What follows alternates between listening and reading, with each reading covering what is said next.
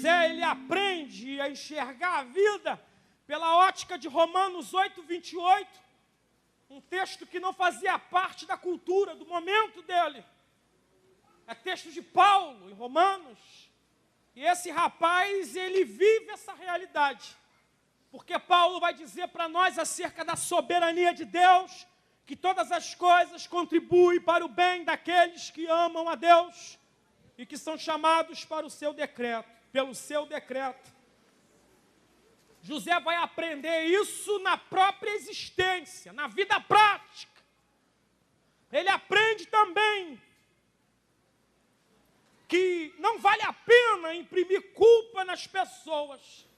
Quando você lê o texto que nós lemos em 45, Gênesis 45, do versículo 4 ao versículo 8, você vai perceber que ele está fazendo de tudo para tirar o sentimento de culpa dos irmãos. Eu quero terminar conversando com vocês. O que ele podia fazer naquele tempo? Às vezes Deus te dá poder e te exalta, entre outras coisas,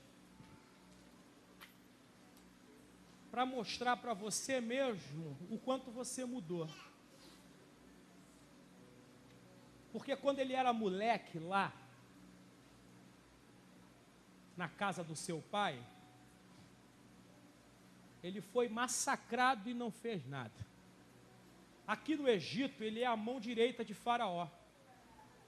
O negócio era tão sério que ele diz assim: eu sou como pai para Faraó.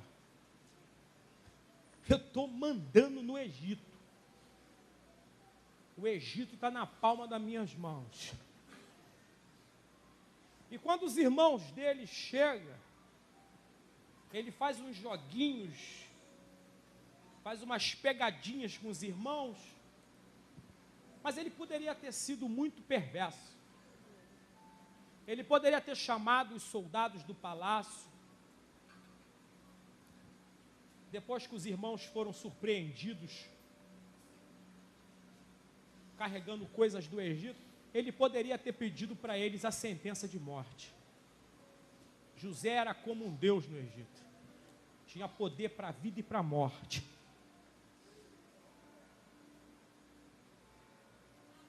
Ele poderia ter feito as piores coisas com eles.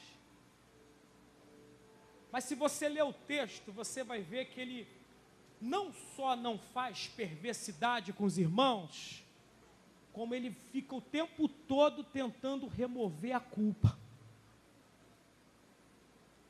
Calma, gente. Não foram vocês que me mandaram para cá. A pior coisa dentro de um seio, dentro de uma família, é a produção de culpa. E às vezes a gente passa a vida inteira imprimindo culpa uns nos outros. É o cara que a vida não deu certo e ele culpa os pais. Ou ele culpa os pais de forma franca e clara, verbalizando: o culpado disso é meu pai. Eu sou o que sou hoje por culpa do meu pai. É o marido que imprime carga de culpa na esposa por causa dos descaminhos dos filhos. O culpado desses moleques da assim é você. É a mulher que coloca a carga de culpa sobre o marido. O culpado desse casamento está assim, é sua. A culpa é sua, só tua. Carrega esse fardo. Essa culpa, ela tem o seu nome. Ou então vai imprimindo culpa de forma indireta. Existem jovens que se autodestroem para imprimir culpa nos pais. Aquilo que a mãe pede para não fazer: filho, não corre com esse carro, para de beber. É o que ele mais faz. E quando você vai fazer uma análise do cara, você vai ver que a atitude homicida dele é para dar uma resposta para a mãe.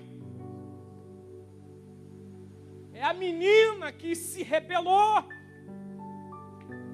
Mãe e filha, quando dão para não se dar, desculpe a redundância, é um inferno.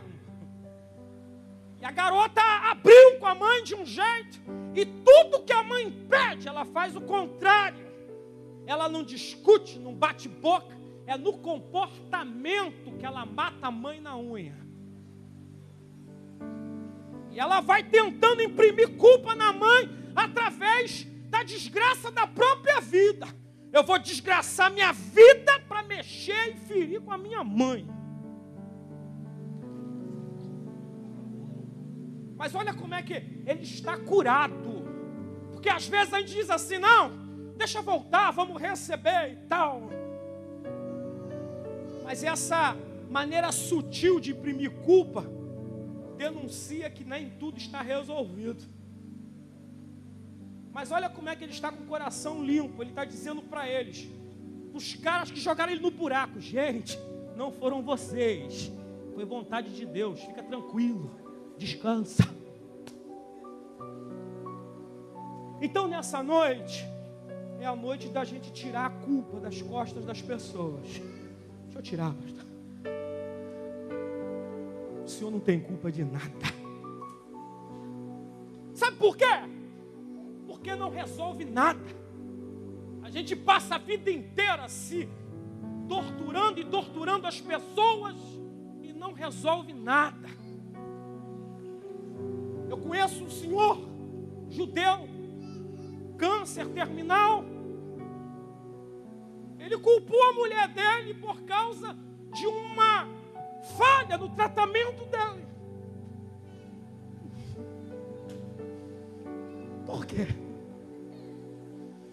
A mulher não era médica. Quando a vida não vai dando certo, a gente vai procurando jogar a carga da responsabilidade nos outros. Mas ele ensina pra gente aqui que Deus tem poder para curar a nossa alma, gente. E fazer da gente pessoas produtoras de graça. Ao invés de imprimir culpa nos outros, transforma a gente em pessoas que aliviam a carga, que desintoxica, que tira o peso das costas do outro. Ele começa a dizer para os irmãos, calma, vamos parar com isso aqui. Vamos dar um basta nisso aqui, senão isso não termina. Vocês me jogaram no buraco lá, aí eu jogo vocês aqui. E quando é que isso vai terminar? Não dá mais para a gente ficar revidando, querendo ter sempre a última palavra. Não, peraí, eu tenho uma verdade para te dizer. Tem nada. Joga água nisso. Apaga esse fogo, acaba com essa rixa. Teus filhos não aguentam mais. Joga água nisso hoje.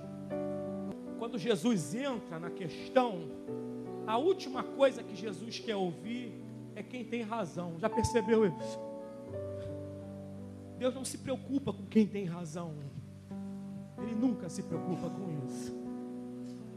Porque a razão é sempre dele. No litígio, na demanda, a razão é dele. Ele tem a razão sempre. E nessa noite ele está entrando na nossa casa desse jeito. Entre marido e mulher, entre pais e filhos, entre irmãos, ele está entrando no meio. E a primeira fala dele para a gente hoje é: a razão é minha. Eu sou o dono da verdade, diz Deus para a gente hoje. Você está entendendo? José desarma os irmãos e se desarma. Chega de guerra. Chega de espancamento, de covardia, de brutalidade. Chega. Desarma os espíritos. Vamos começar de novo. Vamos começar com alma lavada. Vamos começar do zero. Aí ele perdoa. Mas olha como é que é o perdão dele. Que coisa tremenda, gente. O perdão dele é o perdão de Romanos 12, 17. Onde Paulo diz que ninguém deve revidar o mal com o mal, mas deve, no lugar do mal, produzir o bem. O perdão de José é um perdão que traz para perto. Não, eu te perdoo, mas, amigo, fica lá, eu vou ficar aqui. É assim que acontece.